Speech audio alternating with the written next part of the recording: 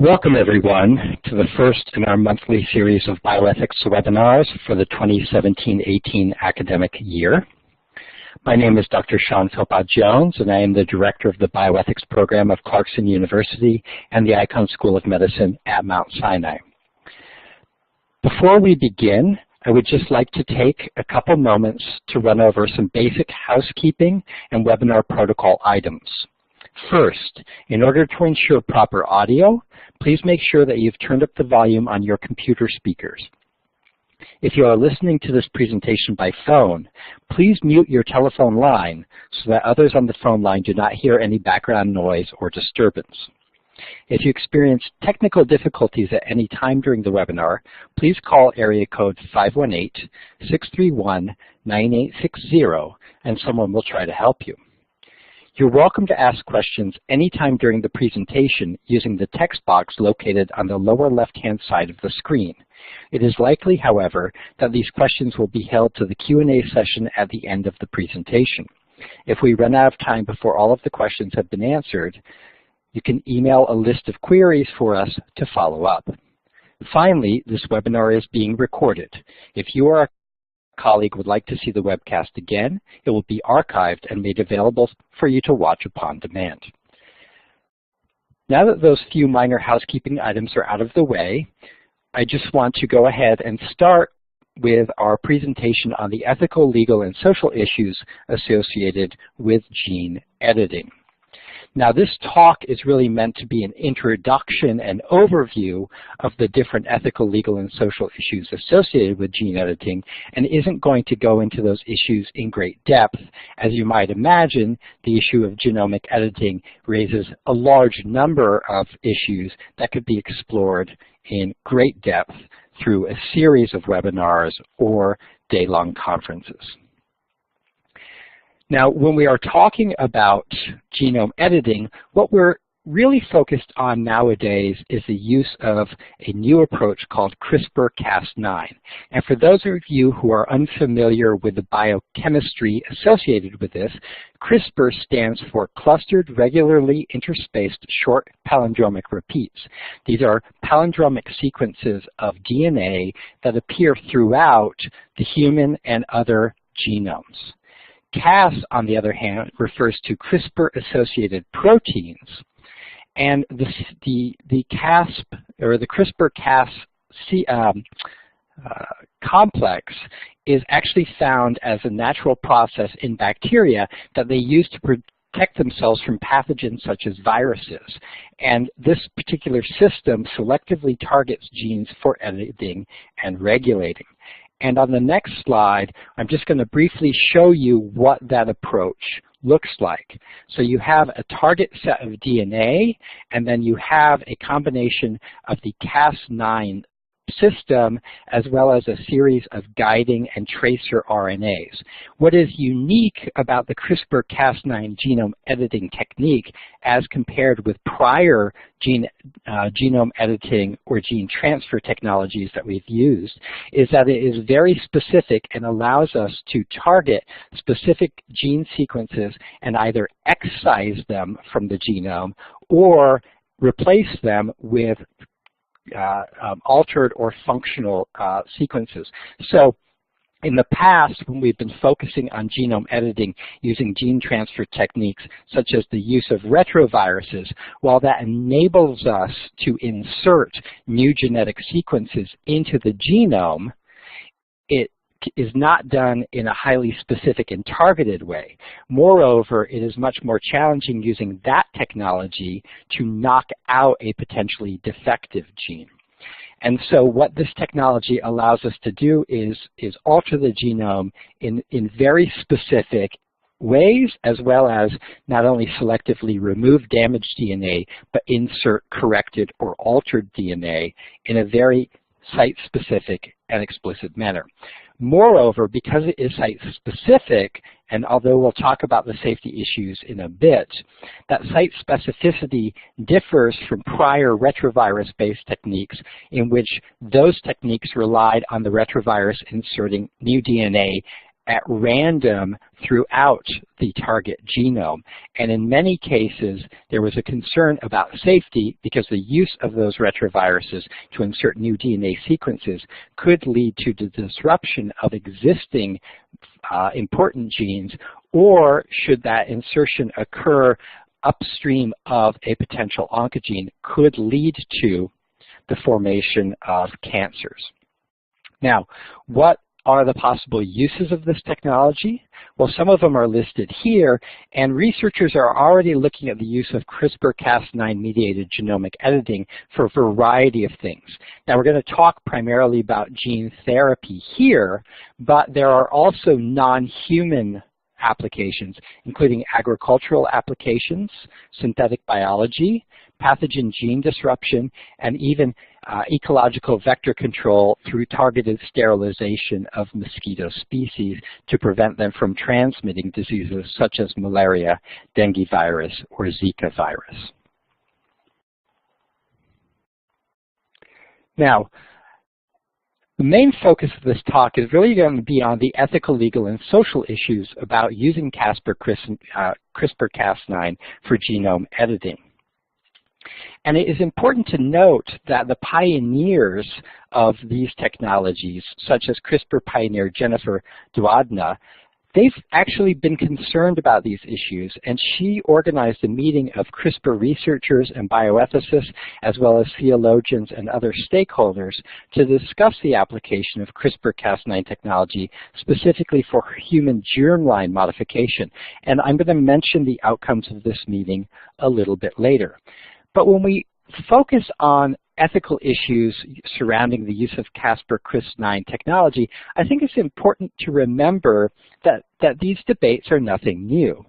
Okay? New technologies and tools like CRISPR-Cas9 are in themselves ethically neutral. The ethical concerns aren't with the technologies, but rather with how they're used, and we need to look at the risks and benefits for each use.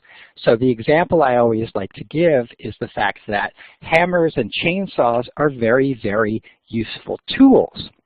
And I don't think any of us would raise ethical issues about the use of a chainsaw. However, if you use a chainsaw to cut down tree branches that are threatening to fall and damage your roof, that is an ethically good use of a technology or tool like a chainsaw. However, if you use the same chainsaw to actually cut up your neighbor because they won't stop their dog from barking late at night, that is an ethically inappropriate use of that tool or technology. Now, that said, there are certain technologies that are considered potentially morally disruptive. And examples from the bioethics literature and history include things like the mechanical ventilator. The mechanical ventilator, when it became used widespread in hospitals, actually changed our understanding and appreciation about what defines death. So prior to the mechanical ventilator, people were considered dead when they stopped breathing and their hearts stopped. But with the mechanical ventilator, we could actually keep people alive, people who had no higher brain function, but they would remain breathing and their hearts would remain beating. And so this really challenged our existing definitions of death and led to not only scientific researchers and clinicians appealing to the Pope at that time for consideration about this, but also led to the Harvard Commission that redefined death, not using a cardiac definition, but rather using a whole brain definition. And that whole brain definition of death is what is now widely accepted around the world. Other examples of morally disruptive technologies include things like the development of the techniques to allow heart transplants, because you have to remove a heart while it's still beating from a brain-dead donor. Does that constitute killing that individual? So those are just some examples of morally disruptive technologies, and CRISPR-Cas9, many people believe, falls into that category because of its potential uses for germline modification and its potential uses not only for medical purposes, but also for purposes of enhancement.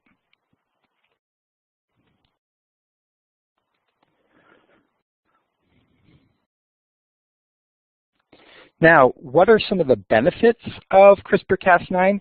Well, there have been similar debates about benefits for a variety of different ethically challenging technologies, such as human embryonic stem cell research. And I should note that some of the purported benefits are already achievable using current techniques and approaches, such as the use of pre-genetic diagnosis and implantation to select for embryos that lack a particular disease-causing allele, rather than using germline modification with CRISPR-Cas9. And at this time, CRISPR-Cas9 provides little more than unproven and more expensive, but technologically sexier approaches to addressing current medical research and environmental problems. That said, proponents of the use of CRISPR-Cas9 point out a number of potential benefits, including advancement of science and knowledge by applying an engineering approach to the life sciences, increasing our understanding of disease pathways and pathological mechanisms by allowing us to develop new model organisms, allowing us to bioengineer for environmental or ecological purposes. I mentioned the engineering of sterile mosquito species, or mosquito species that cannot carry particular arthropod-borne diseases. But other examples might be modifying bacteria or other organisms to produce biofuels or to bioremediate contaminated soils or other examples of environmental contamination. Other possibilities include new agricultural crops and animals that have increased growth rates and better disease resistance. Currently, we rely heavily, for example, on the use of broad-spectrum antibiotics in order to improve agricultural animal growth rates, and this would be a way of achieving that without the subsequent issue of antibiotic resistance in the environment. We also have possibilities of ecological modification to reduce disease transmission, targeted therapies for disease like cancer or HIV, and new approaches to treat or prevent genetic diseases. And in fact, most of the research that has been looking at the use of CRISPR-Cas9 for germline modification has focused largely on using it to treat or prevent genetic diseases. And we'll actually look at a case study of that in a little bit. Now, if we're going to talk about benefits, obviously, we need to talk about risks or concerns, and some of the ones that have come up are listed here. Not all of these are ethical issues, and I'm only going to touch upon a few, but not all of these using the following case study. But the most frequently cited risks or concerns about the use of CRISPR-Cas9 technology for genome editing are concern intellectual property rights, international governance and regulations of genome editing technologies, biosecurity and bioterrorism, the unknown ecological impact of releasing modified organisms into the environment, access and distribution of this technology at the individual and community level, risks to patient safety, use of the technology for non-medical or eugenic purposes, and so-called threats to human dignity. And it's mainly the latter four risks or concerns that I am going to be addressing in some of the coming slides. And I want to start by looking at an actual case study. Now, most of you have probably heard about the recent American study using CRISPR-Cas9 technology to modify embryos to remove the gene or the allele associated with hypertrophic cardiomyopathy. But I want to actually start by looking at a 2015 study that was conducted by a research team at Sun Yat-sen University in Guangzhou, China. Now, this team used the CRISPR-Cas9 system to selectively edit a gene called HBB, which encodes for the human beta-globin protein. Mutations in this gene are responsible for beta thalassemia, and individuals with beta thalassemia usually present within the first 2 years of life with severe anemia, poor growth, skeletal abnormalities during infancy. And if left untreated, it can lead to death, usually by heart failure. Now, there are treatments available, but treatment usually requires regular and lifelong blood transfusions, which can themselves cause a number of complications, including iron overload, which can damage internal organs, splenomegaly, requiring surgical removal of the spleen, myocardial siderosis, and heart failure. Now, what the researchers at Sun Yat-sen University did was they injected 86 in vitro fertilized embryos that had been obtained from fertility clinics, but which had an extra set of chromosomes following fertilization with 2 sperm. So these were never meant to be embryos to be implanted and allowed to grow to full term. Now, they injected those 86 embryos with the CRISPR-Cas9 system, as well as targeted RNA that would allow them to replace the missing HBB gene associated with beta thalassemia. They waited 48 hours, enough time for the CRISPR-Cas9 system to replace the missing HBB gene, and then they sacrificed the embryos and analyzed them. Now, of 71 embryos that actually divided and survived to the 8-cell stage, 54 of those were completely tested genetically. Of those, 28 were successfully spliced, but only a fraction of those contained the accurate replacement genetic material. More importantly, there were also a surprising number of so-called off-target mutations that had been assumed to be introduced by the CRISPR-Cas9 complex acting on other parts of the genome. So although CRISPR-Cas9 itself is much more selective in targeting, it does occasionally introduce new mutations at other places in the genome. Finally, many of the edited embryos turned out to be mosaics, meaning that they contained a mixture of edited and unedited cells. Now, it's also important to note that the lead researcher for this study claims that the paper itself was rejected by Nature and Science in part because of ethical objections, but this has not been confirmed by editors from either journal. Now, more recently, this technique has been applied in human embryos for the first time in the United States in a study led by embryologist Sukrat Mitalapov of Oregon Health Sciences University. And the findings of that new study were published this past August in Nature. That experiment consisted of correcting a mutation in the MYBPC3 gene, which causes a heart disease known as hypertrophic cardiomyopathy. The mutation itself was found in the DNA of the sperm used to fertilize the eggs, and the researchers cultured 131 embryos for 3 days before disaggregating their cells for analysis. To produce the genetically modified embryos, the sperm and the CRISPR-Cas9 components were co-injected into the oocytes.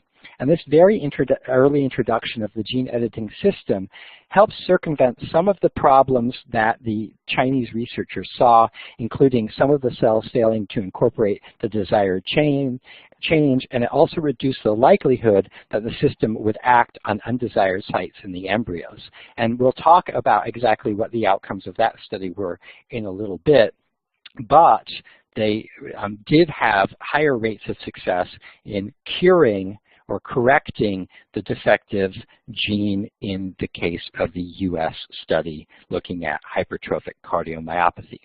Despite this, the study authors claim that the technique must still be further optimized before clinical application of germline correction should be considered, and this would consist of editing embryos and then implanting them into the uterus of a woman with the aim of creating healthy babies that lack the defective gene associated with hypertrophic cardiomyopathy.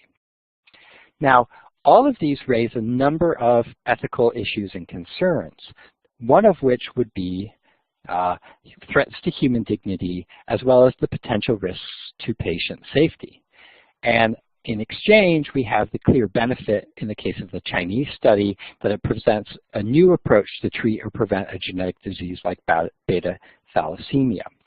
Now, I do want to focus on some of these risks or concerns, and I want to start by focusing on this issue of human dignity. Now, human dignity is a concept that is central to bioethical discourse, particularly with respect to genetic engineering, enhancement, or other sorts of interventions that some believe raise questions or push the boundaries about what it means to be human. And in fact, the very term human dignity is central to many key regulatory and guidance documents, including the United Nations Educational, Scientific, and Cultural Organization, or UNESCO's 2005 Declaration on Bioethics and Human Rights. And if we look at that declaration, we can see that as part of the aims of the declaration It is focusing on ensuring that there is freedom of scientific research, but that there is a need for such research and developments to occur within a framework of ethical principles that are designed to respect human dignity, human rights, and fundamental freedoms.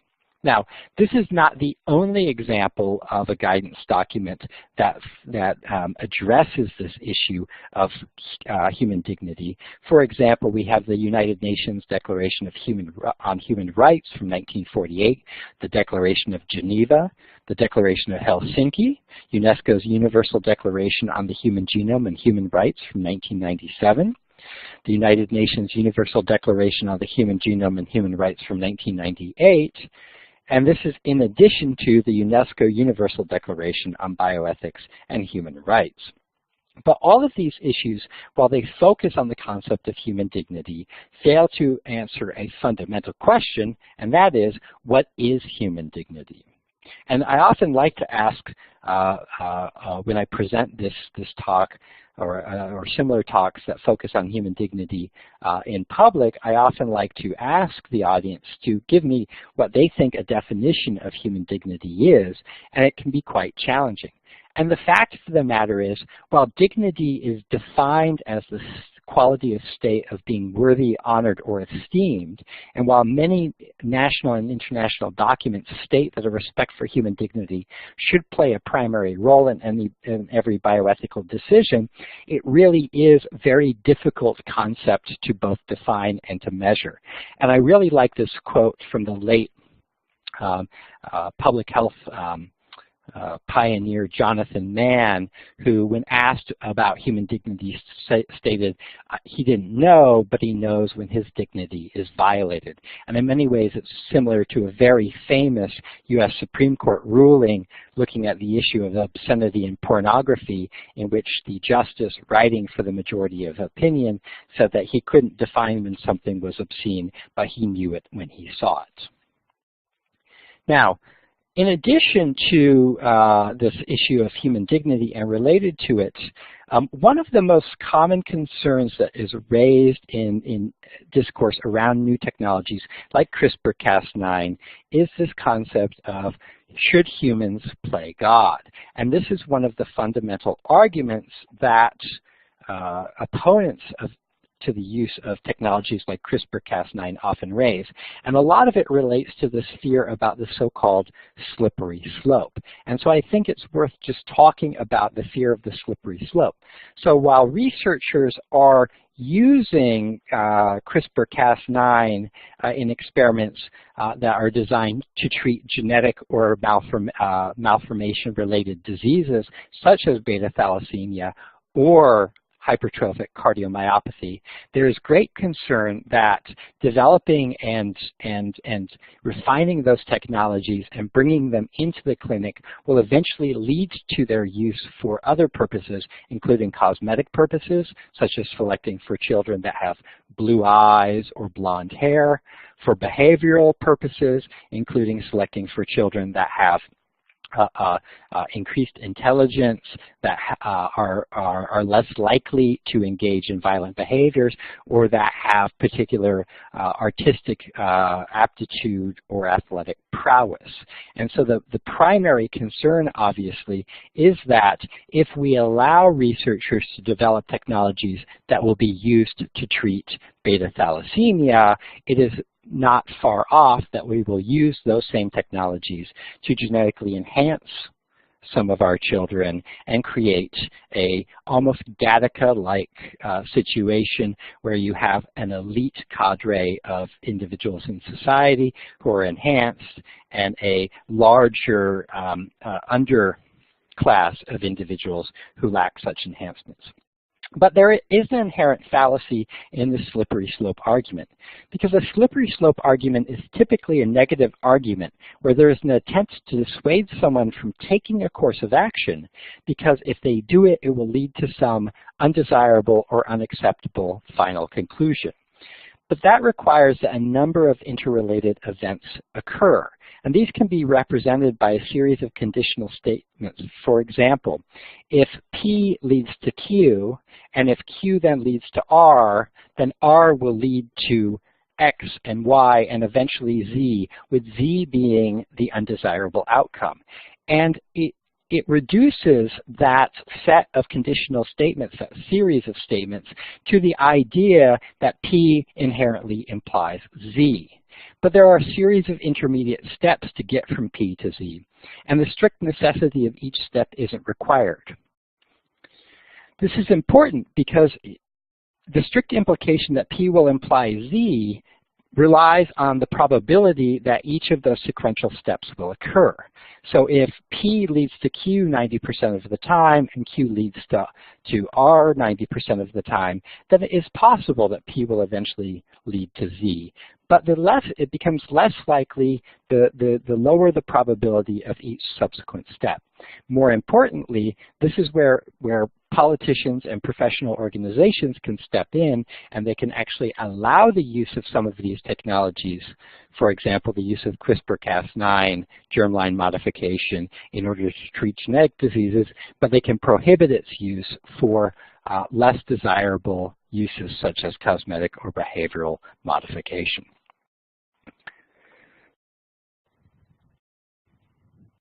Now that said, I do want to return briefly to the UNESCO's Declaration on Bioethics and Human Rights, because independent of the debate about human dignity and playing God and the slippery slope, there are some other ethical principles that have been articulated in that document that are relevant to the case study at hand. And these include issues of benefit and harm and questions about justice and equality. And the first of these is directly relevant to the studies like those conducted in 2015 in China and more recently in Oregon. So if we look at this issue of potential risks using CRISPR-Cas9 to human safety, I want to just remind you that when I reviewed the Chinese experiments, I said that only 28 of 86 embryos in the Chinese experiment were successfully spliced, and only a fraction of those actually contained the appropriate replacement genetic material. There were also, as I mentioned, a surprising number of off-target mutations assumed to be introduced by the CRISPR-Cas9 complex acting on other parts of the genome. Similarly, if we look at the recent Oregon study, the picture is slightly different. What was most relevant about that study was not the fact that it was the first time viable human embryos had been edited in the US, but that some of the problems of off-site mutations and of mosaicism seen in the previous Chinese study appear to have been largely overcome. Unlike that study, the Oregon researchers claim that they found no evidence of off-target genetic changes, and they generated only a single mosaic embryo in their experiment involving 58 total embryos. And this is probably because, unlike in previous experiments where researchers inserted DNA encoding the CRISPR components into cells and then relied upon the cell's machinery to generate the necessary proteins and RNA, the Oregon team instead injected the Cas9 protein itself already bound to its guide RNA directly into the cells, and they did so at the same time that they fertilized the egg with the sperm. And because the protein itself degrades faster than the DNA that encodes it, they believe that the enzyme in the cells was left with less time to cut DNA and thus less time for off-target mutations to accumulate. Injecting the CRISPR-Cas9 components into the cell at the same time that they injected the sperm to fertilize it also likely reduced the risk of mosaics because you actually had the genetic changes occurring at the single cell stage. Despite that, right now we do not know the long-term effects of CRISPR-Cas9-induced off-target mutations or mosaicism, either in somatic cells or in germline cells. And this raises questions of if and how to proceed. And one argument that is often used in situations of uncertainty like this is the precautionary principle. Now, when we look at the precautionary principle, I like the 1998 Wingspread Declaration. And that declaration states, when an activity raises threats of harm to human health or the environment, precautionary measures should be taken, even if some cause and effect relationships are not fully established scientifically. And currently, our use and understanding of the CRISPR-Cas9 system is so immature that there is still a significant need for thorough study of the safety and efficacy of it before moving into research on the human genome. And this will require many years or even decades of in vitro laboratory research. It will also mean a lot of research using transgenic non-human models, so long as that research is justified in terms of making progress towards treating devastating human diseases. Even then, caution is still warranted. This is a system so full of uncertainty of risks and benefits that we probably won't know the reality of the situation until we reach first-in-human trials, and we need to be prepared for potentially tragic results. No matter how much in vitro and animal research you do, you never really understand or anticipate all of the potential risks to human health until you actually move into first-in-human trials. And perfect examples are the Tageno study of the monoclonal anti-CD28 antibody known as TGN-1412 and the Jesse Gelsinger case involving gene transfer.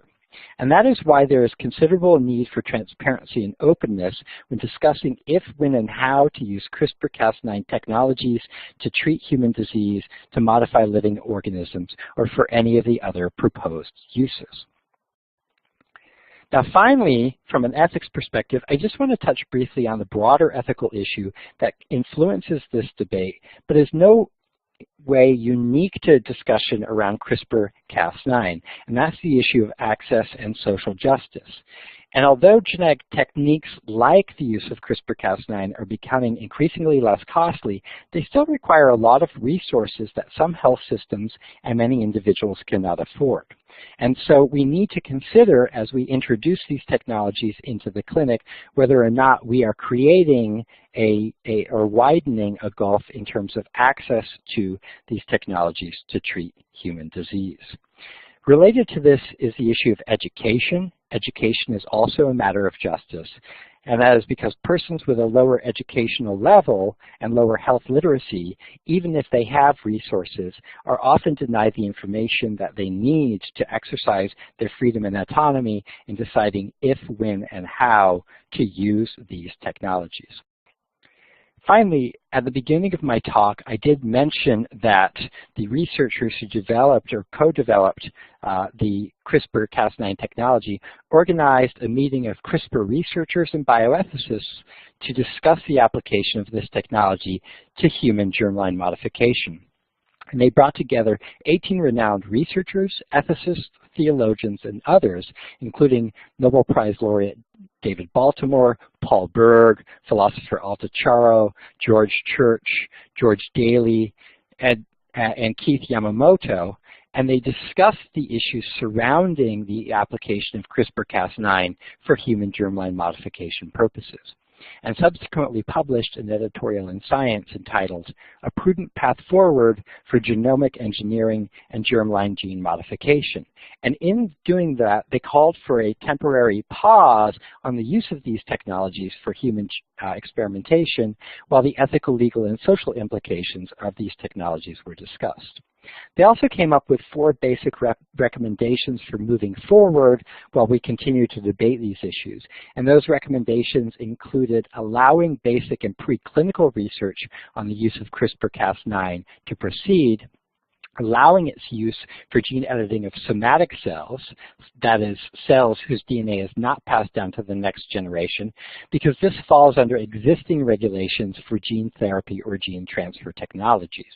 But they argued that it would be irresponsible to start editing the human germline and introduce changes that would be passed on to future generations until all of the relevant safety and efficacy issues I just talked about have been resolved, and that there is, quote, broad societal consensus, unquote, about the use of this technology. And I'll touch a little bit about social issues and societal consensus on technologies in just a moment.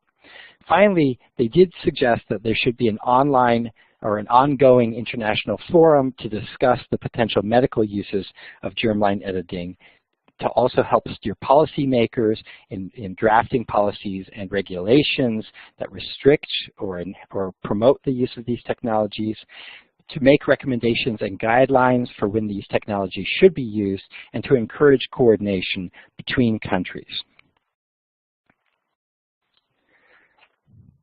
Now, I've talked a lot about the ethical issues, but I do want to touch upon some of the social issues and the legal issues. And I want to just quickly talk about what the current law says about the use of CRISPR-Cas9 for human germline modification. Now, this is a map of current regulations and guidance, and you can see that we largely have in place a series of bans on the use of these technologies for human germline modification.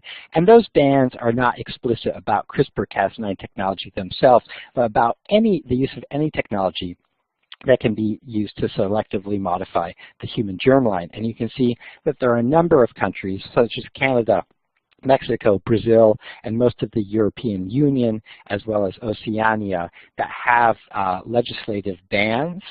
And we have a number of countries, including China, India, and Ireland, that have guidelines that suggest that these technologies should not be used to modify the human germline. But in most other countries around the world, we either have no legislation or guidelines in place, or the regulations that are in place are somewhat ambiguous. And if we look, for example, at what we see in the United States, we find that following reports that researchers in China use CRISPR-Cas9, the case study I presented earlier, the U.S. National Institutes of Health reaffirmed its ban on genetic editing in human embryo research. Specifically, they reiterated that the existing Dickey-Wicker Amendment from 1996 prohibited the use of federal funding for creating, destroying, or injuring human embryos. Moreover, they pointed out that in 2013, the Recombinant DNA Advisory Committee, or RAC, of the National Institutes of Health stated that they will no longer consider proposals for germline alterations, but will only look at studies that are proposing somatic cell gene transfer. Now, that said, we otherwise have very little regulation here in the United States. So most of this is because of the problem of federalism in the U.S., and specifically that within the boundaries of the U.S. federal government is actually quite weak. Most of the power actually belongs in the hands of the states. And the only ways in which the federal government can influence policies within the United States is either through the application of the Commerce Clause or by controlling funding and resources for this. And so, other than federally funded studies looking at CRISPR-Cas9 technology, such as those I just mentioned, studies funded by the NIH and reviewed by the RAC, there is actually very little oversight and control about the use of these technologies. Moreover, if we actually look at existing FDA and other regulations, it's a very complicated scheme for the review and approval of these gene editing therapies. So right now, the situation in the United States with respect to the legality of using CRISPR-Cas9 for germline modification is rather unclear. We can also look at the European Union. As I mentioned, the European Union has broadly prohibited the use of any technology that can modify the human germline. And that's through a variety of different laws and regulations that have been passed, including the Convention on Human Rights and Biomedicine of the European Council, as well as a directive from the European Commission that forbids gene therapy clinical trials that can change germline genetic identity. Now, it's important to note, however, that not all of the countries in the EU have codified these regulations locally. So while the European Union itself largely bans the use of these technologies, that doesn't mean that there isn't the possibility of doing them legally in some member countries in that region.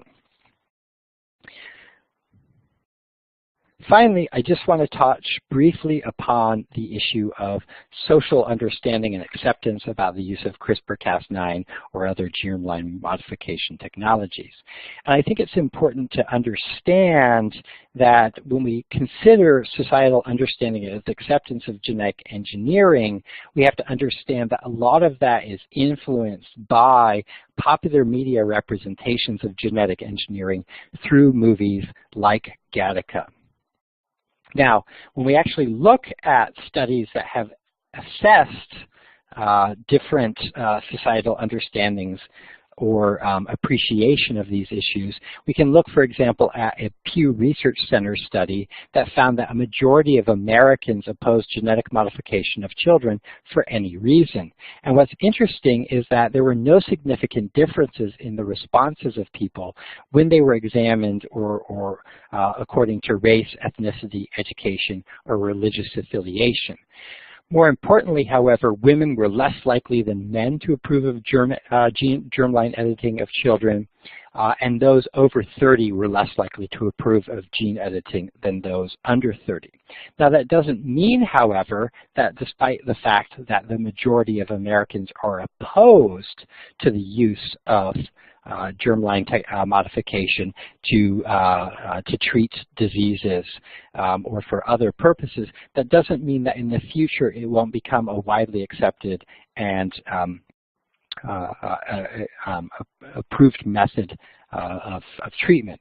And that's because history has shown us that there is a change in the public opinion or response to any potentially transformative technology. And over time, people go from calling something too dangerous, thinking it's impossible, or expressing what Leon Cass, the former director of George Herbert Walker Bush's National Bioethics Commission, would call the wisdom of repugnance, the idea that your individual gut check, so to speak, will identify ethically or morally problematic issues or problems. And over time, these technologies become not only accepted, but people become actually very fascinated with their use, and you begin to see less of a precautionary and more of a pro-actionary approach. And the Catholic bioethicist Richard Derflinger once stated that developments tend to proceed from unthinkable horror to generally accepted practice in the space of about 20 years. And a perfect example of that would be the change from when Louise Brown, the first test tube baby, was conceived and delivered in the UK until now, where the use of in vitro fertilization to treat infertility issues is quite widely accepted. Now with that, I'm going to go ahead and end my talk and open it up for questions. As before, you can ask a question by typing it into the text box on the lower left-hand side of your screen, and then I will then repeat the question so that we capture it on the recording. Now, as we wait for you to type in your questions, I just want to remind you of our next webinar. Our webinars are held every second Wednesday of the month from noon to 1 p.m. Eastern Time, and thus our next webinar will be on Wednesday, October 11th, 2017 at noon Eastern Time. And I will inform you guys of the topic and the speaker a little later in the month. So if any of you have questions, please feel free to go ahead and type them into the chat window on the lower left-hand corner of your screen.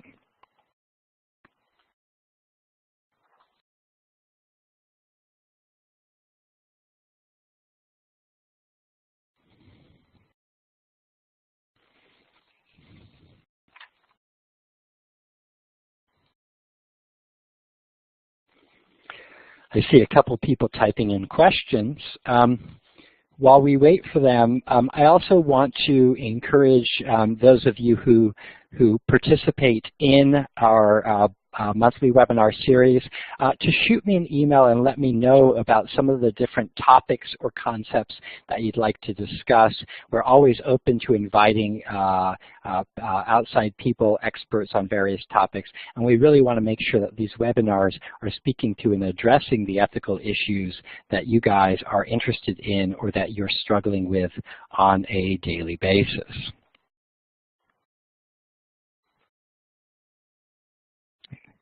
I can see a couple people are typing.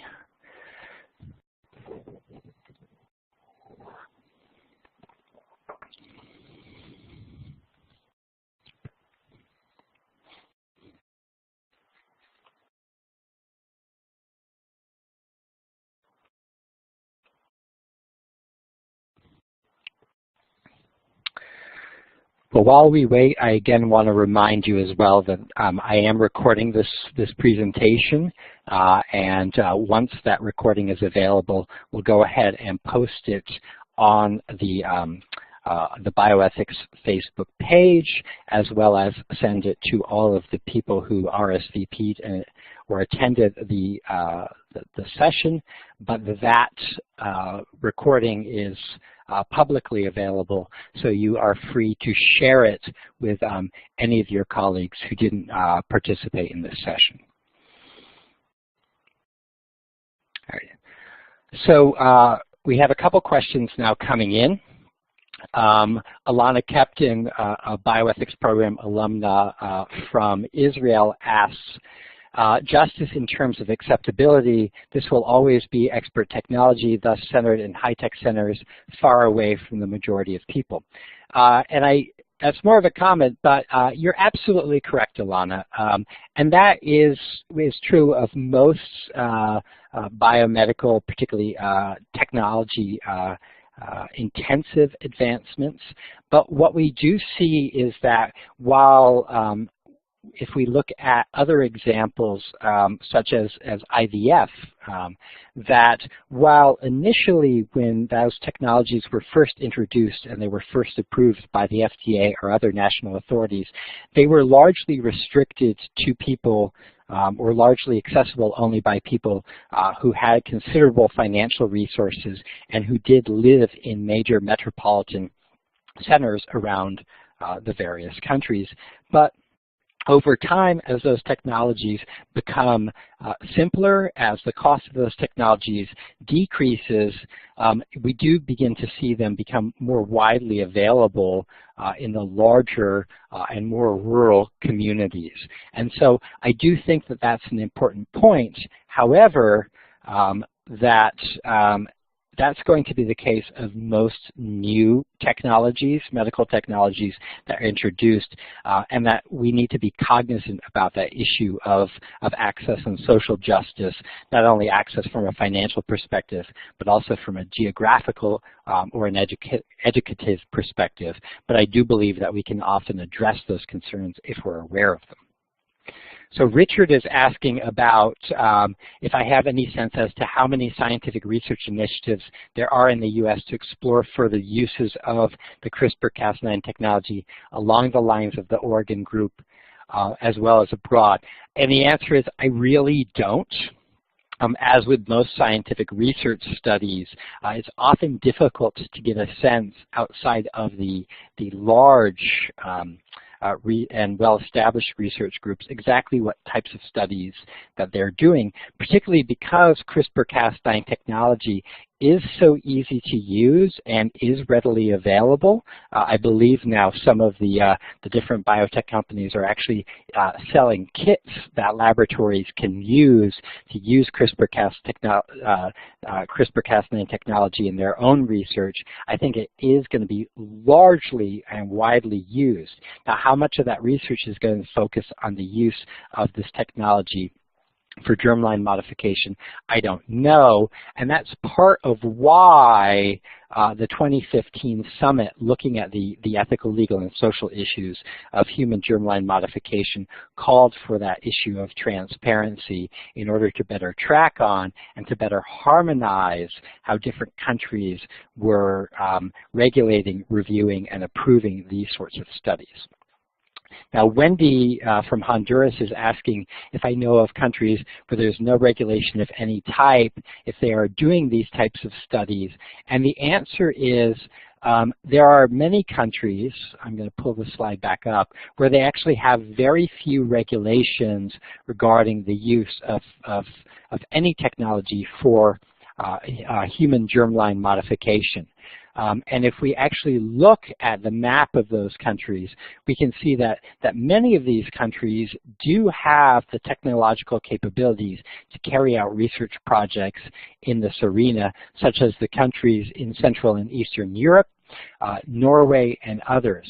Now, there are also countries where, as I alluded to, the current regulations are pretty ambiguous, or where any of the restrictions are less regulatory or legislative and more in the range of guidelines or restrictions on funding. And so we have plenty of examples in which in the United States there are researchers doing these types of studies.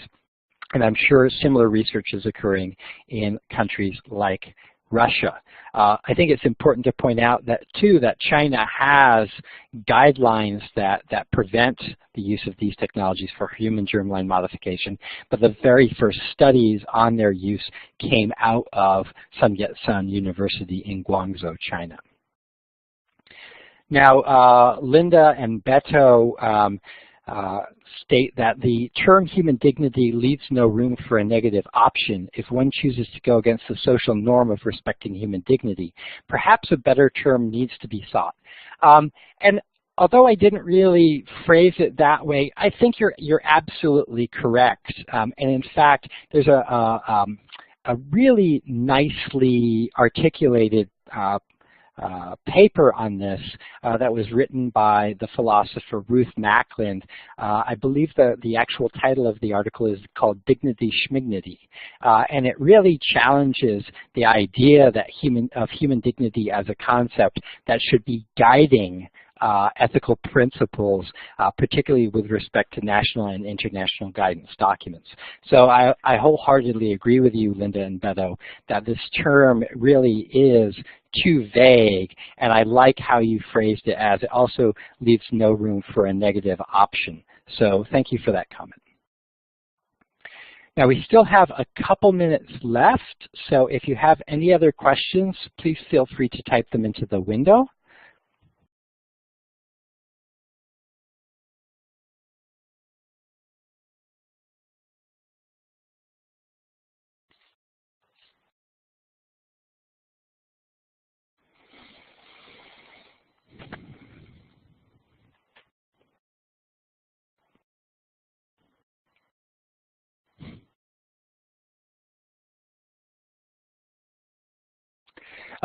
Eugene Rogov, one of my colleagues from Russia, points out that as far as he knows, Russia has no strict regulations for this, and some of the universities are doing these types of studies. So, Wendy, that I think answers some of your questions. Now, it doesn't look like anyone else has any other questions. At least I don't see anyone typing anything in. So as there are no more questions, I'd just like to close out by thanking you for joining me today for this month's webinar. As I mentioned, a link to the video recording of this talk will be posted later this week on our Facebook page. So thank you again for joining me, and I look forward to seeing you all at our next webinar. And with that, goodbye.